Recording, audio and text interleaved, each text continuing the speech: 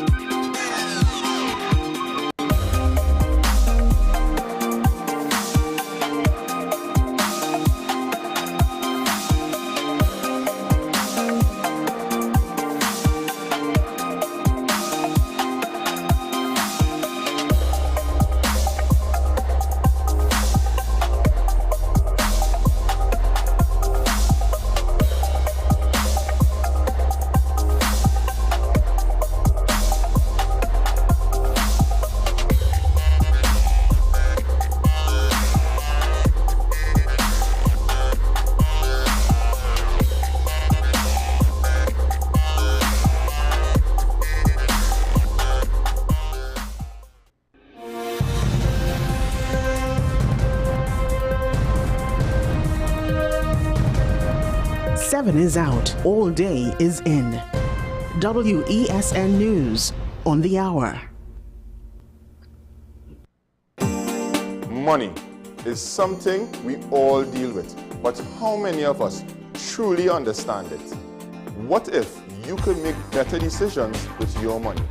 Decisions that secure your future, protect your family, and bring you peace of mind. I'm Darren Jacobs, and I'm here to help you make sense of your dollars. Welcome to Dollars and Cents, the show that breaks down the financial world in ways that matter to you. No jargon, no confusion, just real conversations about money, your money. So join me every Wednesday at 10 a.m. on WESN for Dollars and Cents. WESN.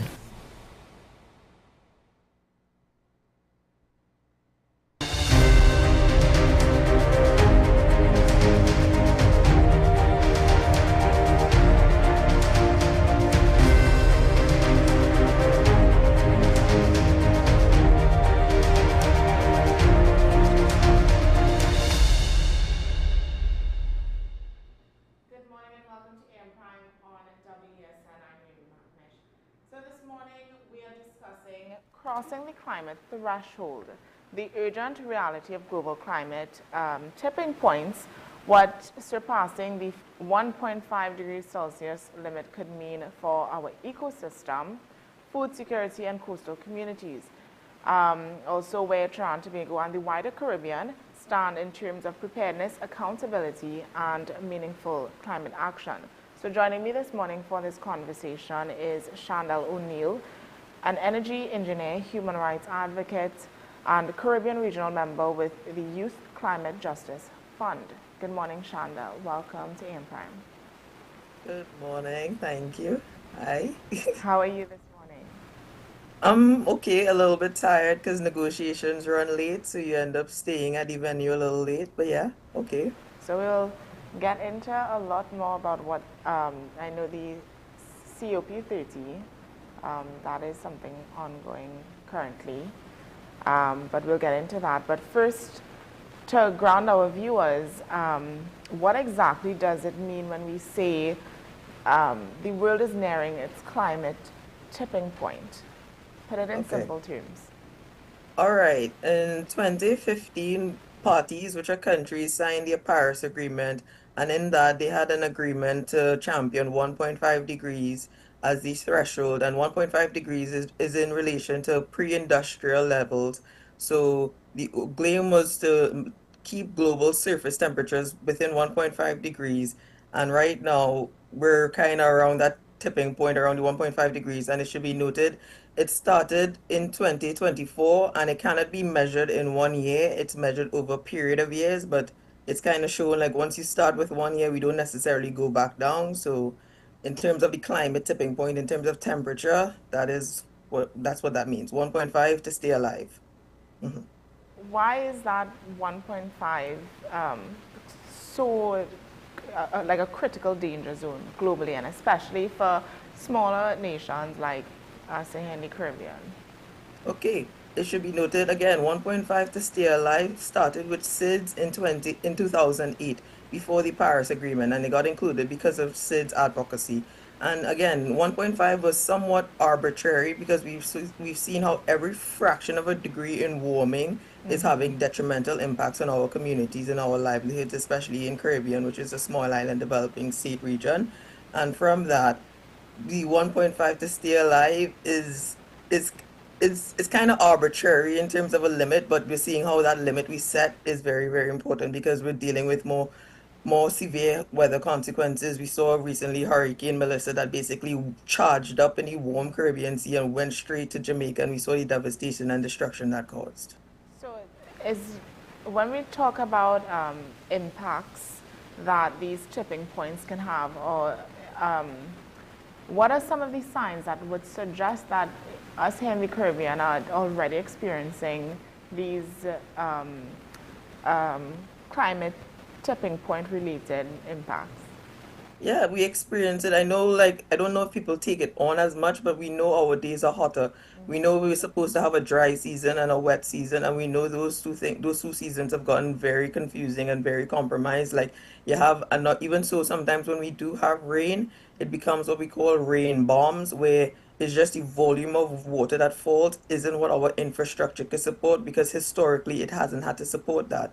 So in terms of these tipping points, you'll see what is like the occurrence of what is supposed to be like a 1 in 100 year storms happening like one every 10 years, and our region cannot compound because our GDP and the debt that we get from these instances, we can't recover like that. So it's essentially more compounding crises happening very closer together, and our ability to adapt and us experiencing more and more loss and damage just increases.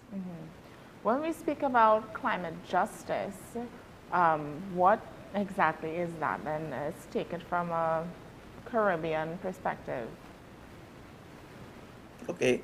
That is like okay, our like farmers having more difficulty planning for crops and stuff. Like I know some islands we don't necessarily have the most food grown, but it's things like that. Like when your fields get flooded out because you wasn't expecting that much rain, or when your crops don't grow because because the sun is because you're experiencing a drought and they're not getting rain. So the seasons where you can't plant for growing fruits and everything and that is an impact. We also see it with our fisheries and how they are impacted. Like you're seeing more and more like sargassum blooms, and you're seeing more and more like ocean acidification, and these things affect the fisheries, these things affect the bounties. So from that you'd see our fisher folks having to go out further to catch the same amount of fish they used to get closer to shore, and because of that they'd have to spend more money on fuel and they'd have to take more risk going out further. And sometimes again we're talking about different weather patterns. So if you're going out, sometimes it's in harsher conditions because you have to meet your livelihood, but you don't realize that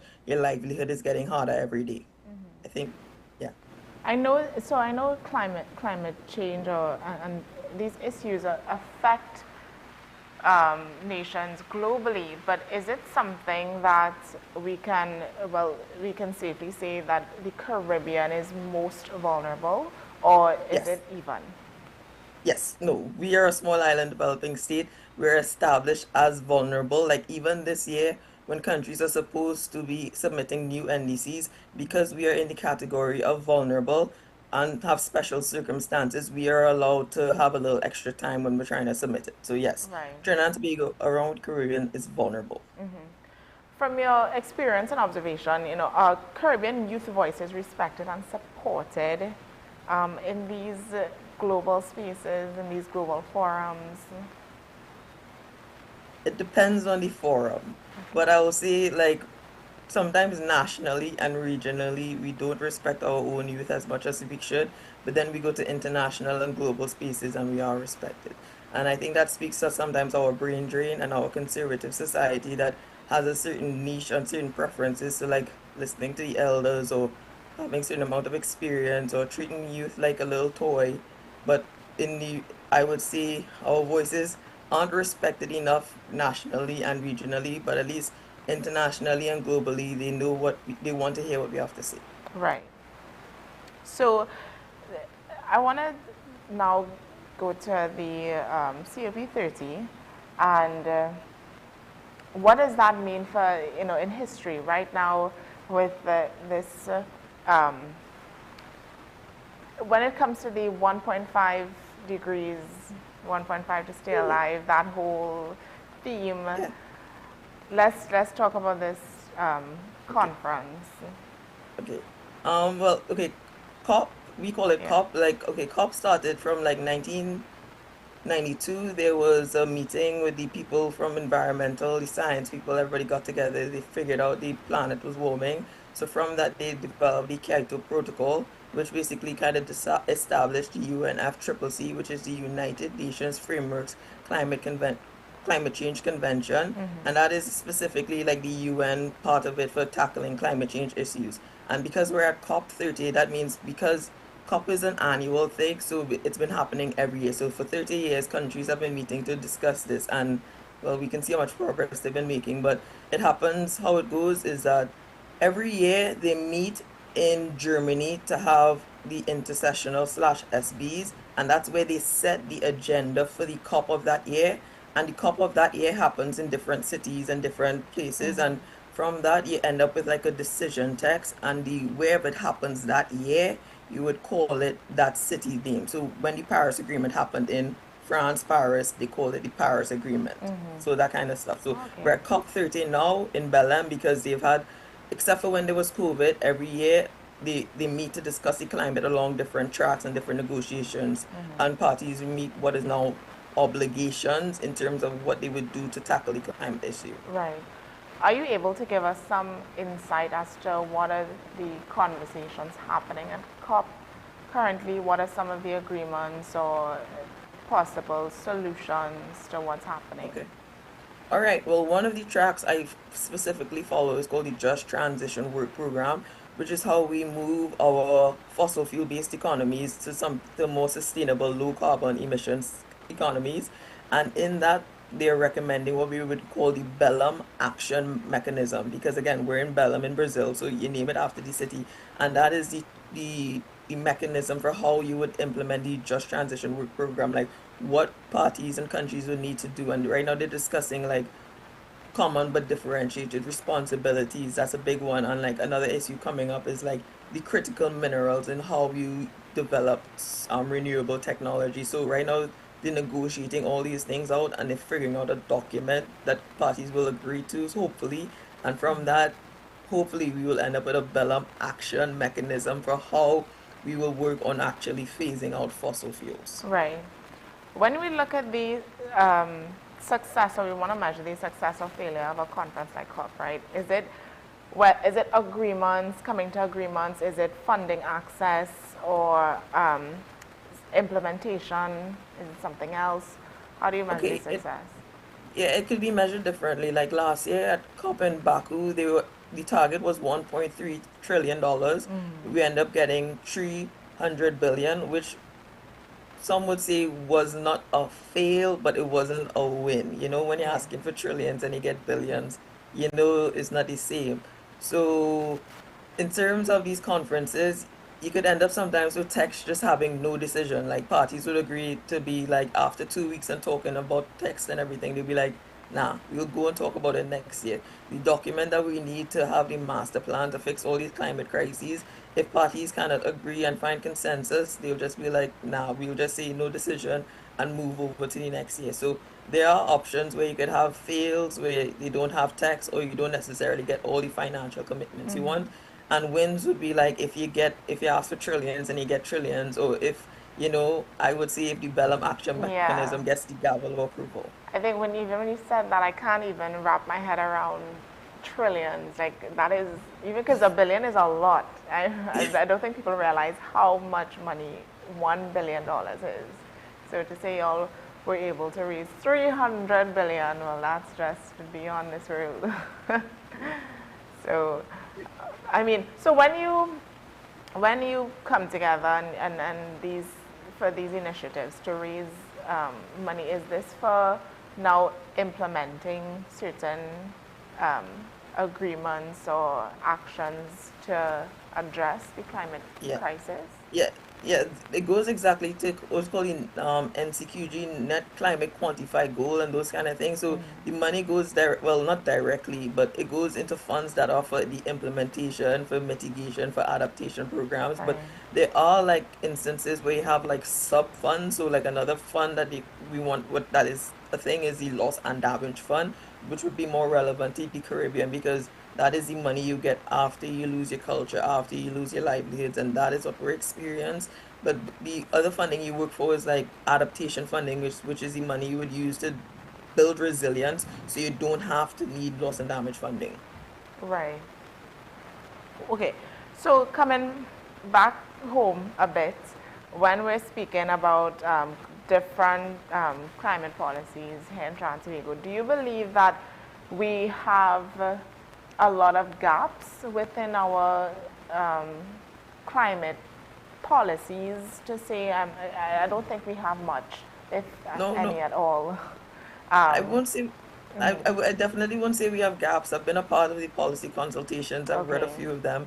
I would say maybe some of them could use updating, but we don't have gaps. Our biggest issue with everything is enforcement and like public awareness and people feeling comfortable to come forward, and like the pace of justice, or the pace of how we tackle when things may or may not be above board. Right. So on that, what is the one action you think that could make the fastest most meaningful impact locally if it's implemented seriously? No pressure or anything, but I think you're getting into my biases a little bit. But there is this, okay, we were supposed to update our NDCs this year. We are supposed to. I don't know where it is. I think I can say this. It's supposed to be going before Parliament to be reviewed. So technically, the best thing we can do right now is have some really ambitious NDCs. And like, we're calling for NDCs that call for tripling renewable and like doubling energy efficiency. But we don't really have that. So just as like, we can be spending that oil and gas money better on renewables and energy efficiency is what I would say. Okay, understood. So just a little bit about you, Chandel. Tell us about your work and how youth-driven climate action is helping to reshape understanding and reshape communities around the world, and especially regionally. Okay, well, regionally, I can say I belong to a lot of different like organizations. The most apparent one is EcoSeas Caribbean, and it's just different campaigning. Like we have deep sea mining, which is a very big issue, and the International Seabed Authority is right there in Jamaica. So it's a regional kind of big party meeting conference that happens in our region, but I don't think a lot of people in our region know about it. So I think that's a big one we could pay attention to, deep sea mining and the ISA in Jamaica. I haven't been particularly directly involved, but I know about it through a friend, Khadija Stewart. She runs Eco Vibes and EcoSeas Caribbean, so I can say that I feel.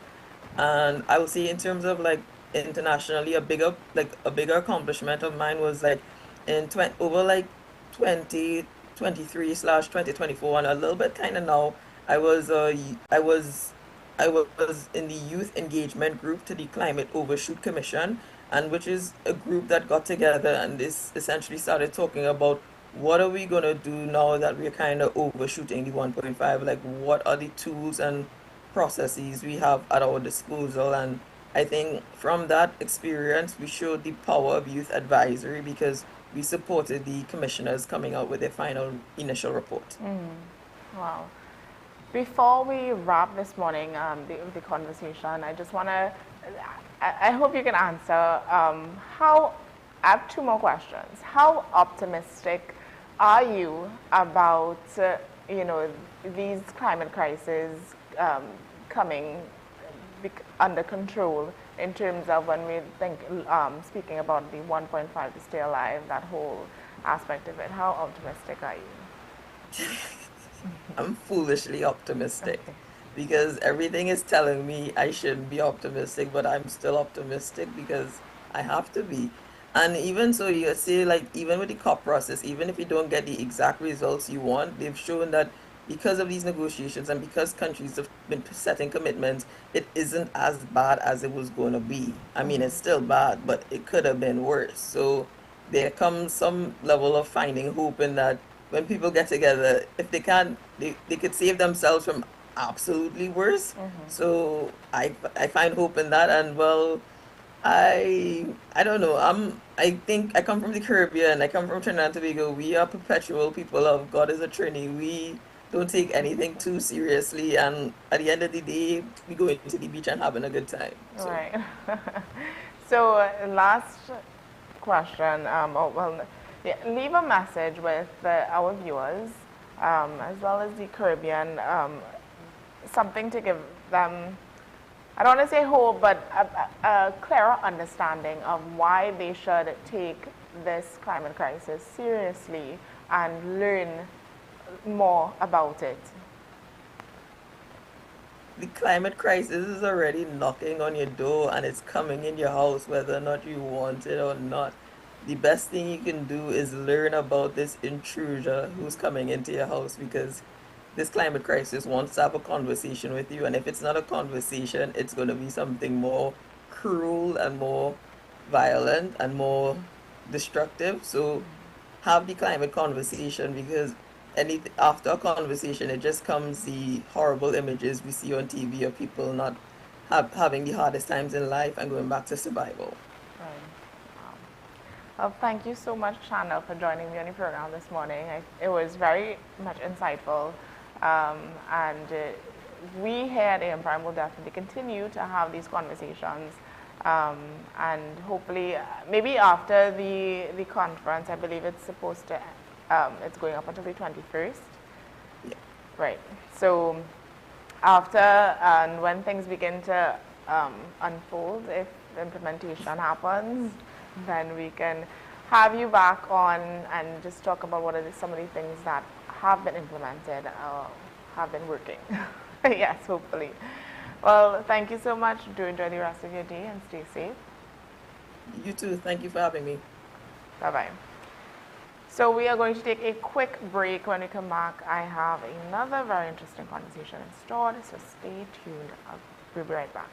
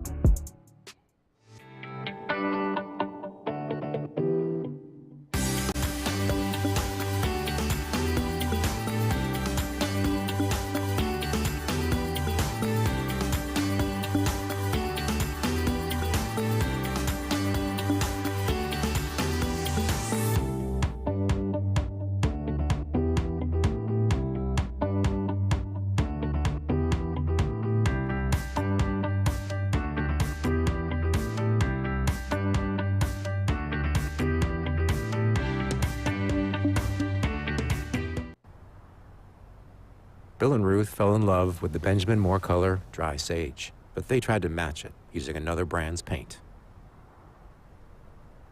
I mean, it's close enough. Almost identical, really.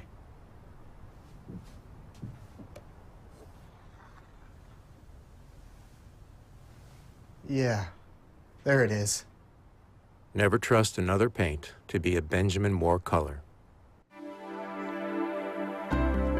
Hi, I'm Claudette, radiographer at the radiology departments at the community hospital. We offer high-quality service with state-of-the-art equipment in X-ray, ultrasound, CT, and mammogram. Come, our friendly staff awaits you. Give us a call at 235-5479. The Community Hospital of Seventh-day Adventist, where good private health care is affordable. Feeling drained? Struggling to keep up? It's time to take control of your wellness. On this episode of Wellness Unlocked, we're diving into the key nutrients your body needs for all-day energy and balance. With 100% or more of your daily essential vitamins, plus added chromium to support healthy blood sugar, this is complete wellness in a single soft gel. Join us as we uncover how small changes can make a big impact on your health. Don't miss Wellness Unlocked. Watch now on WESN and take the first step toward better health. Every word, every line, every paragraph depicts a real moment in someone's life. A father, a sister, a mother, a brother. We at Newsday are dedicated to you, the people, and through independent, unwavering journalism, strive to always bring your stories to life. Because your stories are more than just words. Newsday, independent and credible. FanZone, your reliable, authentic supplier, has just gotten better. You can now visit our website www.fanzonett.com for your authentic wear and collectibles. The only place where you can use both your Visa debit and credit cards. Visit our website fanzonett.com to make your purchase today.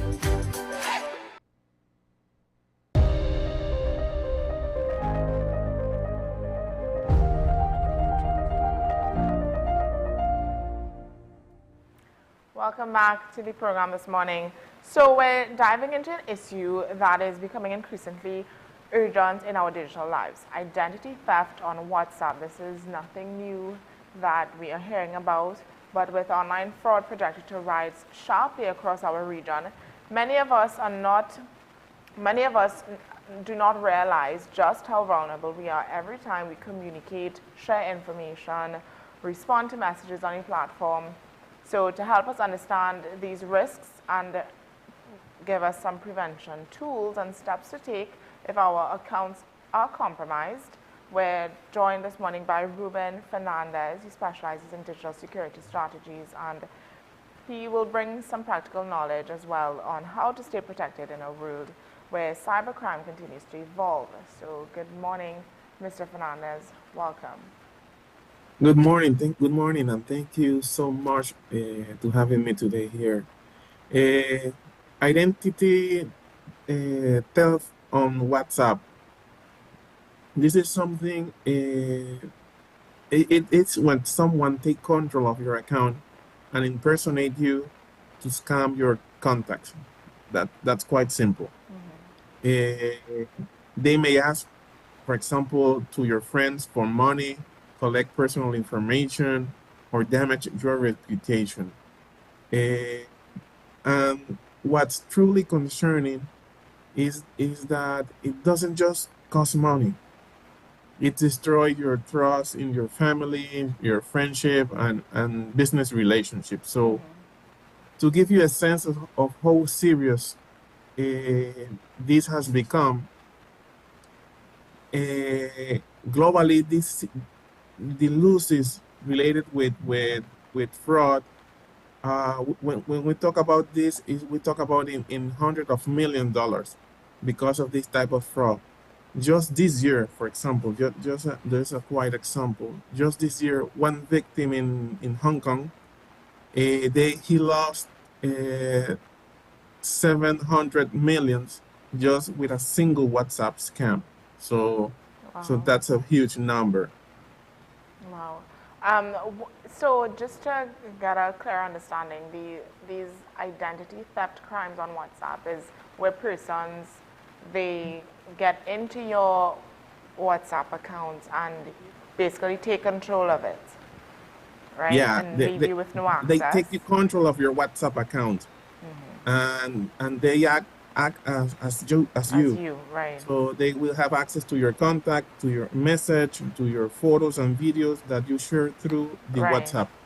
What are the most common or main tactics that scammers would use to gain access to WhatsApp accounts? They can use different type of ways they can get in. One is what we call a verification code trap. And here's how it works. You receive a call or a message, and the person on the other end sounds very professional, sounds like an official, and they say that they are from WhatsApp support, or they are from a bank, or for a prize company telling you that you want something, and then they say they just send you a 6-digit code by SMS, and for security purpose, you need to send them that security code, and with that code, they will immediately get access to your WhatsApp account.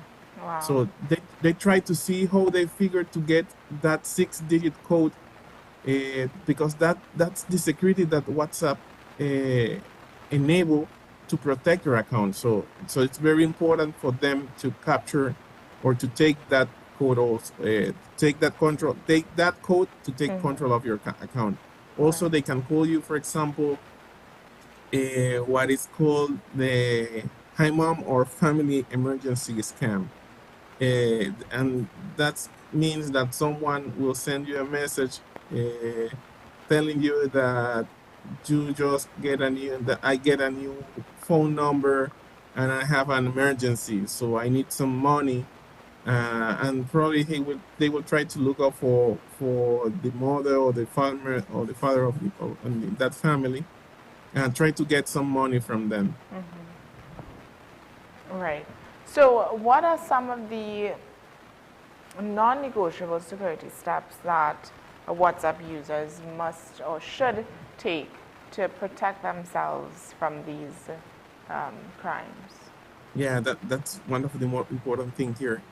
The first thing, again, never share your security code that WhatsApp send you by SMS. Also, WhatsApp have plenty security options enabled.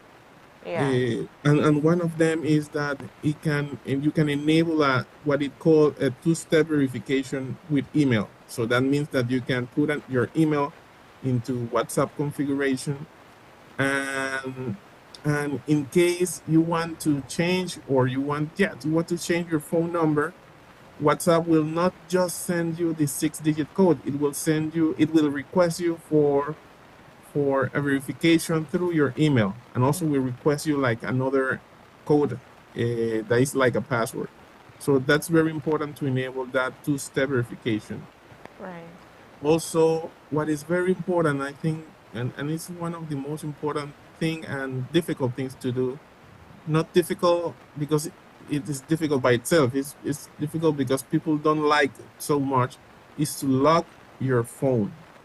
And better if you can lock WhatsApp also. What that means, you can use a PIN or a fingerprint or Face ID or whatever your phone option has, but you need to lock your phone. And also, when you want to access WhatsApp, also you need to, again, authenticate to using your PIN, your fingerprint, or your Face ID to access WhatsApp also. Right. Also, it's very important for every one of us to configure your privacy settings. In WhatsApp, we have plenty of options to see who can see my profile, who can see if I am the last seen status. It's very important so we can choose just our contacts to be available to see that kind of information. And also something that is very useful is to back up our chat regularly. We need to enable an automatic backup process. That's very easy in WhatsApp. It's just a check mark. And we need to enable that backup regularly. So in case we lost our phone, or in case something happened, we can recover all our information. Okay. And again, never share your screen with someone, and never try to send, again, that 6-digit code to anyone. Right. When you say you can change your settings, your privacy settings, right? So that's like your profile picture, your status, your last seen. Why is that so important to adjust?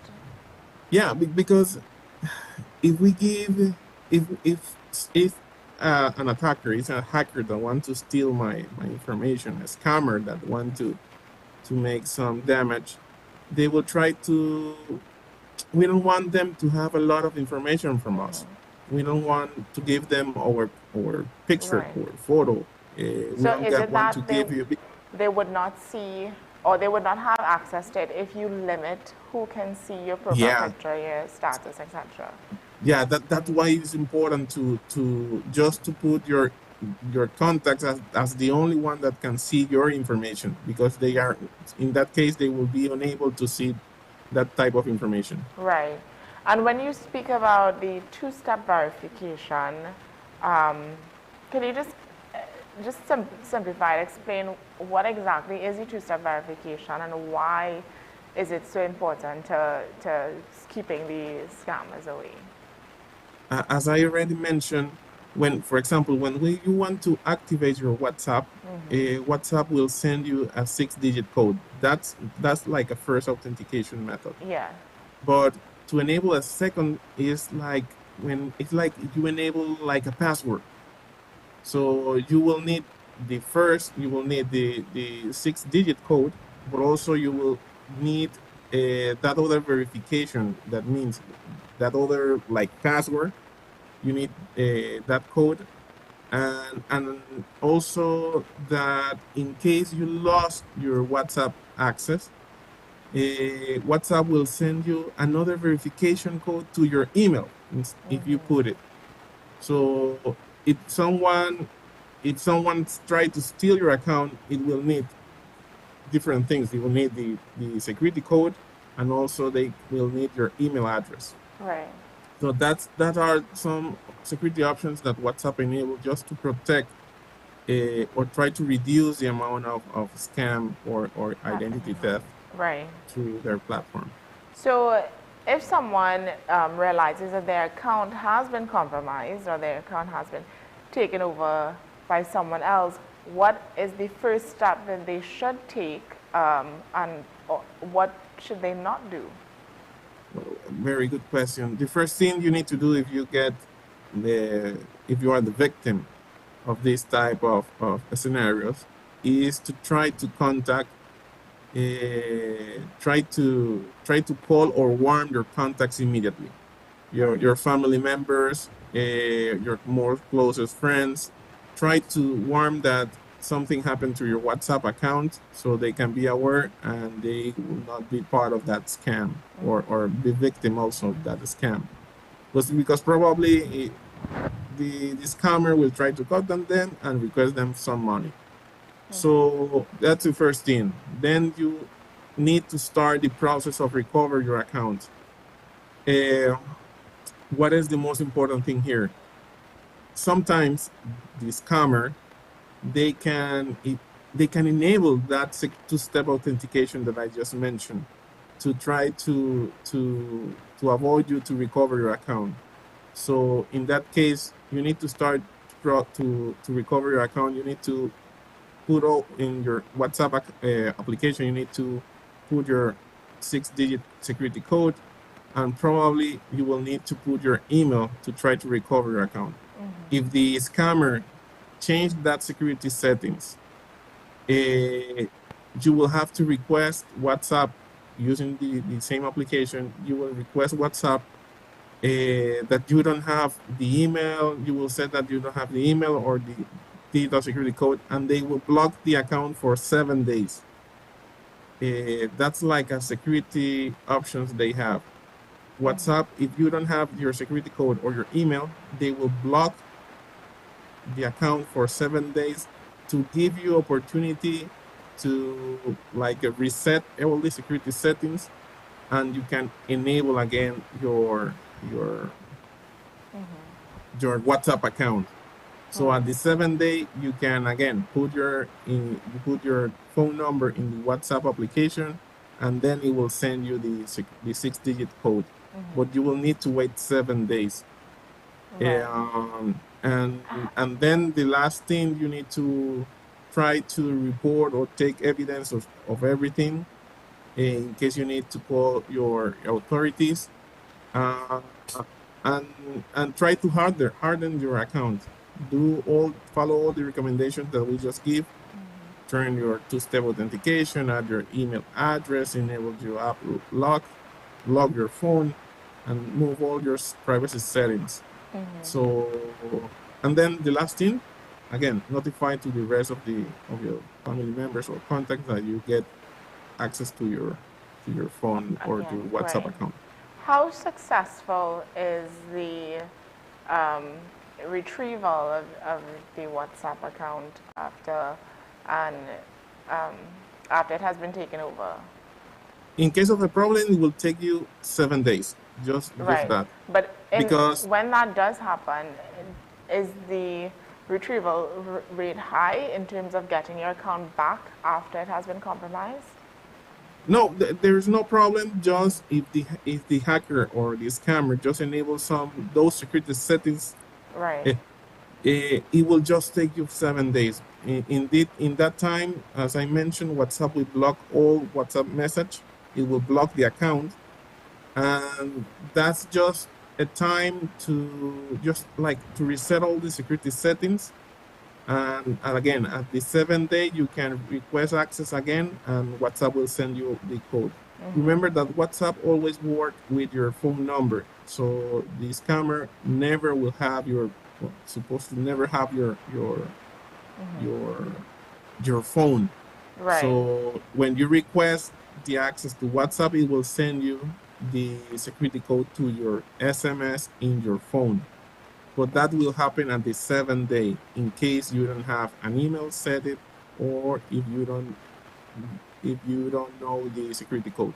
Right. What legal options, if any, are there regionally for victims of digital impersonation? Sorry, I don't hear you so well. What legal options, if any, are there for victims of digital impersonation regionally? Yeah, in case something bad happened and someone use or get take your identity in WhatsApp, depending on what they do with your account, probably you will need to contact your authorities, or even your bank or some type of companies like that, to present the case and explain what happened. And that's why it's very important to take screenshots or to take evidence about what's happening, so you can use it as an evidence. But you need to call your authorities in case this type of thing happen. Right. So, Mr. Fernandez, what new threats do you foresee as AI, deepfakes, and metadata tracking increases? Especially, well, keep it regional. We'll keep it regional when answering. But yeah, what foreseeable AI threats do you with see? AI? Sorry. Yeah. What foreseeable AI threats do you think will come in the near future when it comes to metadata tracking or these deepfakes or these different technological? Well, this is something that always that is always in constant evolutions. When you talk about AI, this is something that we are just in the tip of the iceberg. So new threats will be, we will start perceiving new threats because with AI, for example, it will help some scammers to send you maybe better emails, to try to create better schemes so they can send you like the right message or different message to different people, and it will perform it automatically using AI. So AI is very useful, but also will help scammers or help hackers to gain more information of you, to gain access to your devices. So AI is very useful, but it will be also used for performing bad things also. So before we close this morning on this conversation, what message would you leave to the public listening to safeguard themselves, just to wrap everything that we discussed so far in a nutshell? Yeah, we need to, WhatsApp, just talking about WhatsApp has a plenty security options. So the identity theft is not a WhatsApp problem. It's we as human are the problem in this chain, because we don't enable that security options, because we think it will take us some time, because they are maybe in sometimes you don't want to lock your phone or things like that. So we are in this formula, we are the problem. So we need to be aware of all those risks and try to apply all the security settings that we have to minimize the risk of being part of a scam or victim of a scam, because that does not just affect our personal relationship, it also can affect our business. You just take that into, or imagine if I am the financial controller of a company and someone take my WhatsApp account, probably he will find some communications with, I don't know, maybe to another manager, and probably I can request the other manager to approve a transaction or move money to a particular account. I don't know. I can affect also a business using WhatsApp. So we need to be aware of it, apply all the security settings, and that's it. So lock your WhatsApp. That's one of the major things. Lock your WhatsApp and change your privacy settings. Ensure that it's only visible to you and your contacts. So that's your profile picture, your statuses, your last seen. All their privacy settings should be you and your contacts only. And enable the two-step authentication. Don't do that. Right. Well, thank you so much, Mr. Fernandez, once again for joining me on the program this morning and sharing this. I would say it's a great warning, and it's one that we should definitely take seriously. So thank you so much. Thank you. Bye-bye. Bye-bye. So we are going to take another break, and we'll be right back. Stay with us.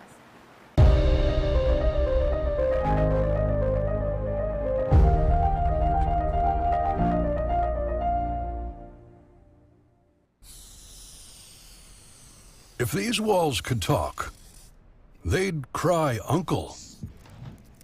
They didn't plan to become offices or yoga studios, but they've stood by us, even when we got a little stir-crazy.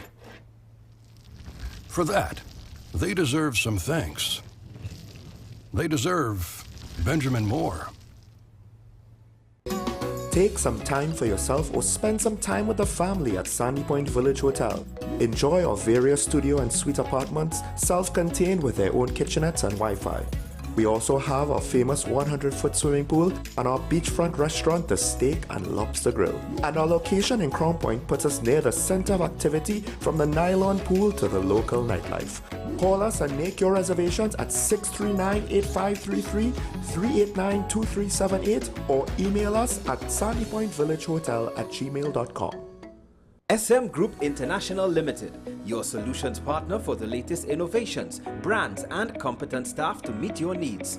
We provide products and services in the following divisions: executive services, event rental and services, power and heavy equipment, construction and property management, food and beverage, aggregate and sales and distribution. Check out more on our products and services at www.smgrouptt.com. Contact us at 221-7445 or email at info@smgrouptt.com. We are SM Group International, your solutions partner. FanZone, your reliable, authentic supplier, has just gotten better. You can now visit our website www.fanzonett.com for your authentic wear and collectibles. The only place where you can use both your Visa debit and credit cards. Visit our website fanzonett.com to make your purchase today.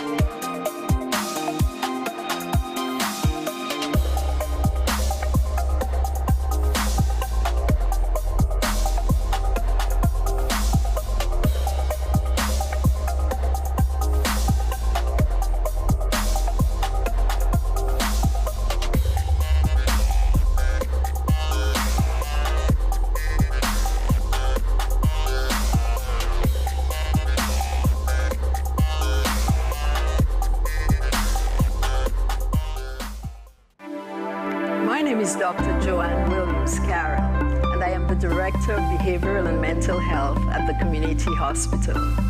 At the Community Hospital, we believe in nurturing mind, body, and soul.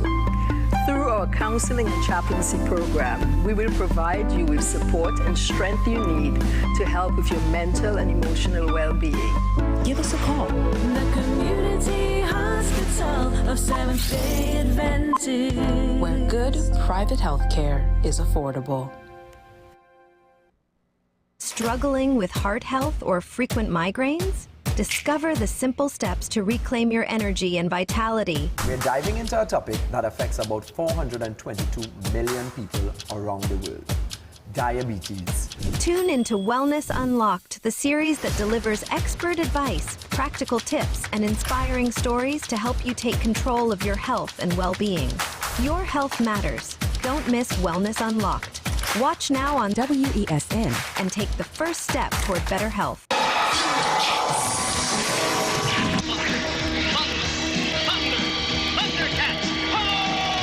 Remember waking up early just to catch your favorite cartoons?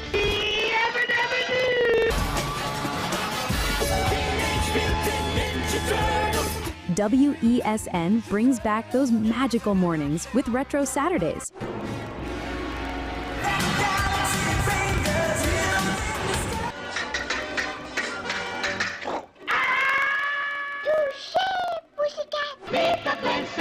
Thus, the Powerpuff Girls were born!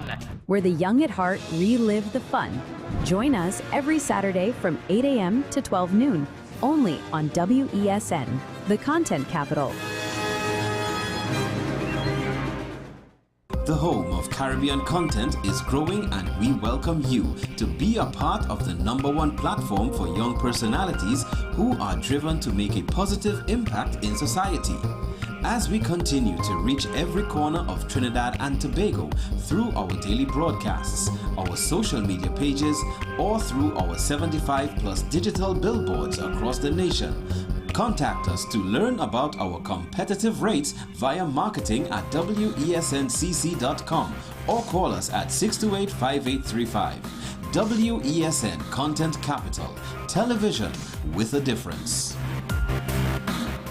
This is Face of Sports, WESN Content Capital. How you felt about the kiss on the lip? That's the business. I'm nothing to do with that. I find that was distasteful. The national senior team, whether you like it or not, that is the model for all other teams to follow.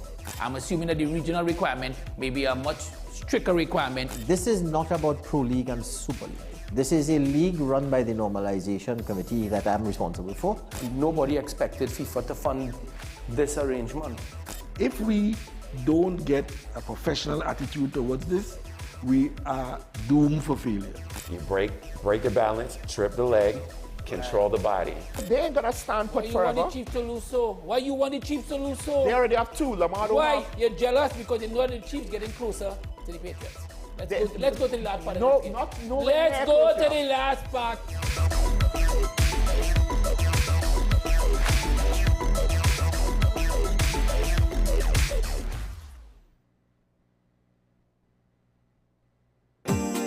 Money is something we all deal with, but how many of us truly understand it? What if you could make better decisions with your money? Decisions that secure your future, protect your family, and bring you peace of mind. I'm Darren Jacobs, and I'm here to help you make sense of your dollars. Welcome to Dollars and Cents, the show that breaks down the financial world in ways that matter to you. No jargon, no confusion, just real conversations about money, your money. So join me every Wednesday at 10 a.m. on WESN for Dollars and Cents.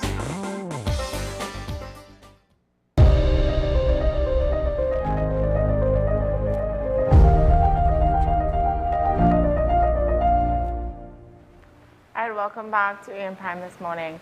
So before we close off the show today, I wanted to mention something that we've been seeing on social media. But if you're not on social media, there's been a lot of talk surrounding the steel pan man, Joshua Regallo, and his dream to play at the all seven wonders of the world.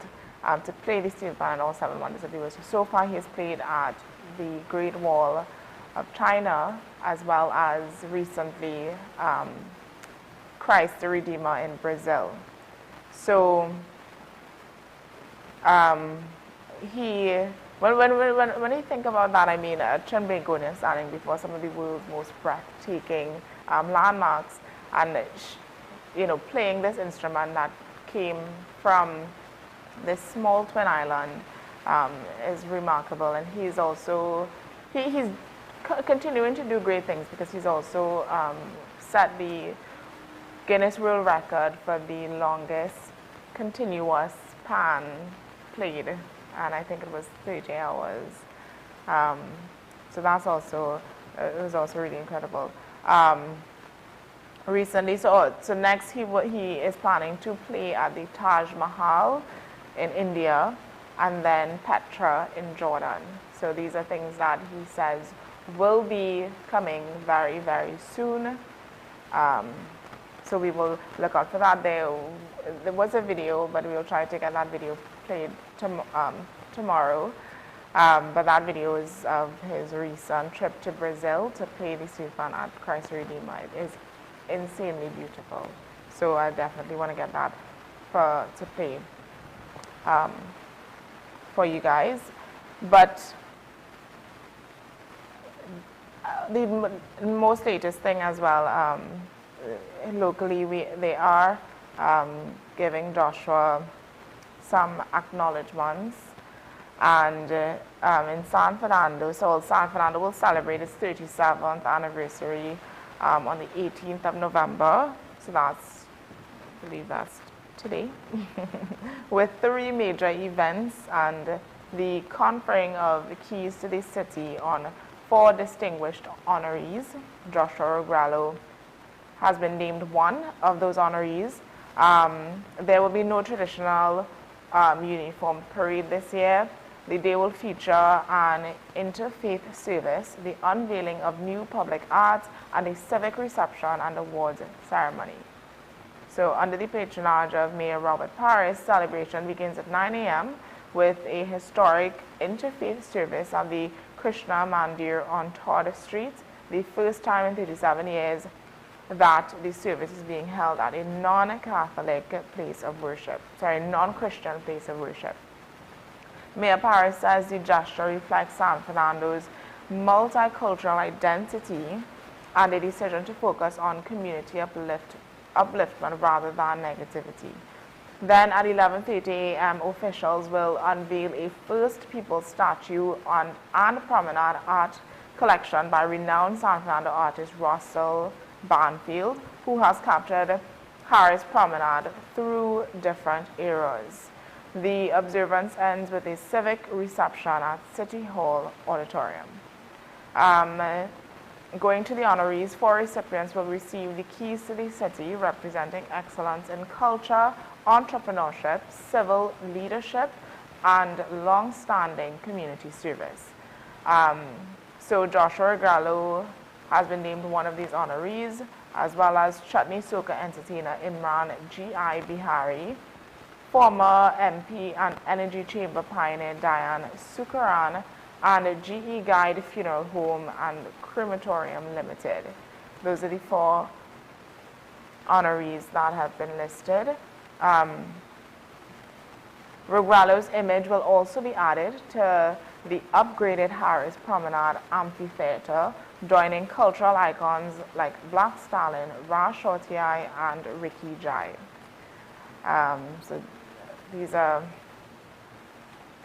So that is happening today. Definitely, if this is something that you're interested in, the entire thing begins. It starts at 9 a.m. with the interfaith service. So, and again, that service is happening.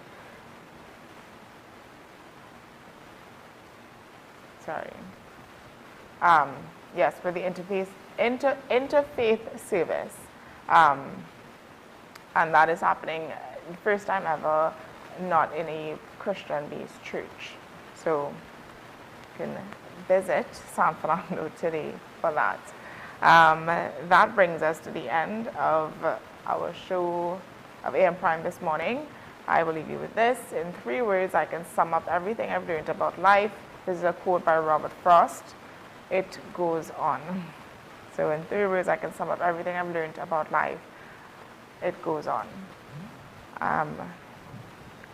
Thank you so much for joining me on the program this morning, and stay close by. We have Sean Michael on the hour of 8 o'clock with Talking Point, and I will see you back here again tomorrow morning.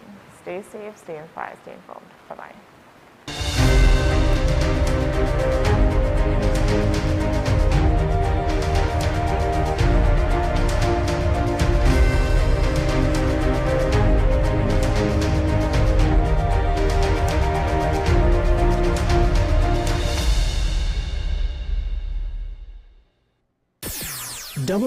WESN.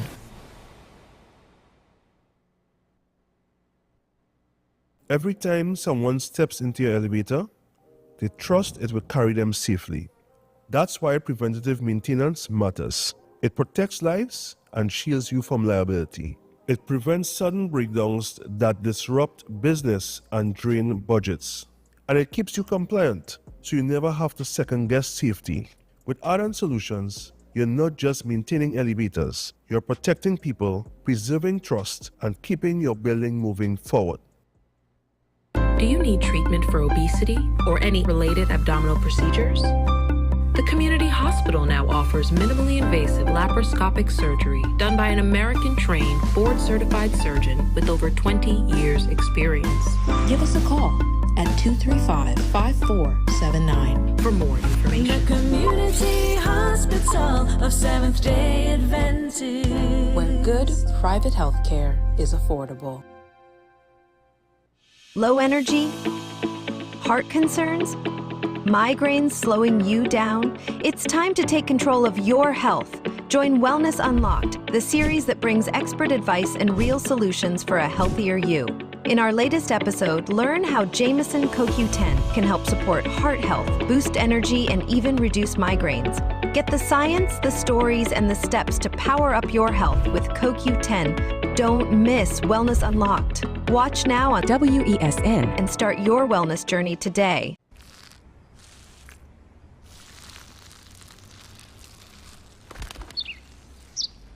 Maybe he landed here totally by coincidence.